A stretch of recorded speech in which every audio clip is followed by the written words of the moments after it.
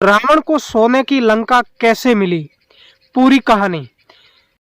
दोस्तों, कई लोग कहते हैं कि लंका को जब हनुमान जी ने जलाया था, तब हनुमान जी ने अपना पूंछ बुझाने के लिए अपना मुंह लंका की तरफ किया, तब लंका सोने की हो गई। लेकिन दोस्तों, इस कहानी में आपको बिल्कुल स्पष्ट बताने वाला हूं कि लंका सोने की कैसे हुई थी और किसने रावण को लंका सोने की दी थी, या लंका सोने की हुई थी, या लंका सोने की पहले थी। पूरी कहानी लेकर आया हूं दोस्तों, आप इस वीडियो को पूरा अवश्य देखें। चैनल को अभी तक सब्सक्राइब नहीं किया है तो सब्सक्राइब जरूर कर लें। ऐसी त्रेतायुग की मैं कहानियां, सत्ययुग की कहानियां लेकर आता रहता हूं इस यूट्यूब चैनल पर। रावण राक्षसों का राजा था और त्रेतायुग का महान योद्धा था। रावण को प्रमुख खलनायक के रूप में माना जाता है।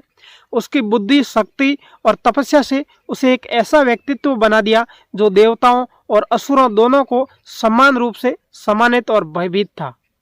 रावण के पास सोने की लंका थी जो उसकी शक्ति और वैभव का प्रतीक थी। लेकिन क्या आप जानते हैं कि रावण को इस सोने की लंका कैसे प्राप्त हुई? इस कहानी के पीछे गहरी और एक रोचक कथा छिपी हुई है जो देवताओं, ऋषियों और राक्षसों के बीच एक महत्वपूर्ण घटना को दर्शाती है। सोने की लंका की उत्पत्ति का रहस्य बहुत पुराना है और यह भगवान शिव, माता पार्वती और राक्षसों के साथ गहरे संबंध रखता है। सबसे पहले लंका का निर्माण स्वयं भगवान विश्वकर्मा ने किया था। भगवान विश्वकर्मा, जो देवताओं के प्रमुख शिल्पकार और वास्तुकार माने जाते हैं, भगवान विश्वकर्मा ने इस दिव्य नगरी का निर्माण त्रेतायुग में किया था।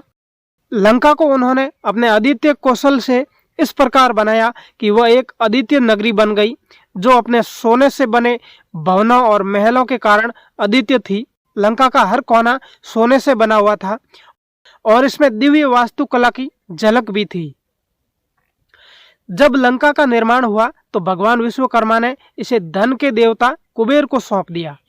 कुबेर, जो भगवान शिव के परम भक्त और देवताओं में खजानी माने जाते थे, कुबेर लंका में निवास करने लगे। उन्होंने लंका को अपने निवास स्थान के रूप में स्वीकार किया और वहां के देवताओं और ऋषियों की सेवा की। लंका उस समय वैभव और समृद्धि का प्रतीक था और कुबेर वहां अपने धन और शक्ति का प्रदर्शन करने लगे। लंका की सुंदरता और वैभव की ख्याति पूरे ब्रह्मांड में फैल गई और यह नगरी सभी के लिए आकर्षक का केंद्र बन गई। अब हम रावण की कहानी पर आते हैं। रावण, जो राक्षसों का राजा था, अपने असाधारण तप और शक्ति के लिए प्रसिद्ध था। वो भगवान शिव का परम भक्त था और उसने कठोर तपस्या की थी। रावण ने अपनी तपस्या से भगवान शिव को प्रसन्न किया और उनसे वरदान मांगा। रावण ने भगवान शिव से अमरता का वरदान मांगा, लेकिन शिवजी ने उसे यह वरदान नहीं दिया। इसके बजाय उन्होंने अद्वितीय शक्ति और बल का वरदान दिया, जिससे रावण अजय हो गया। रावण की शक्ति और समृद्धि की भूख से उसे कुबेर से ईर्ष्या होने लगी। कुबेर का सौभाग्य और लंका की समृद्धि उसे लुभाने लगी। रावण लंका को अपने अधीन करना चाहता था, क्योंकि वह जानता था कि लंका की संपत्ति और वैभव उसे ब्रह्मांड का सबसे शक्तिशाली राजा बना सकता है। रावण ने अपनी योजना को अमल में लाने का निश्चय किया। उसने अपनी विशाल सेना को तैयार किया और लंका पर आक्रमण कर दिया। कुबेर, जो उस समय लंका में निवास कर रहे थे, रावण की शक्ति के सामने टिक नहीं पाए। रावण ने कुबेर को पराजित किया और लंका को अपने अधिकार में ले लिया। उसने कुबेर को लंका से बाहर निकाल दिया और खुद लंका का स्वामी बन गया। रावण ने लंका को अपने अधीन कर लिया और वहां अपनी शक्ति और वैभव का प्रदर्शन किया। रावण ने लंका को और भी सुंदर और दृढ़ बनाया।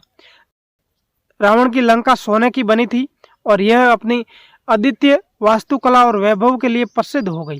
लंका में रावण ने अपने परिवार के साथ रहना शुरू किया और वहां से उसने पूरे ब्रह्मांड पर अपनी शक्ति का प्रदर्शन किया। रावण की सोने की लंका सिर्फ एक नगरी थी, बल्कि यह उसकी शक्ति, वैभव और महत्वाकांक्षा का प्रतीक थी।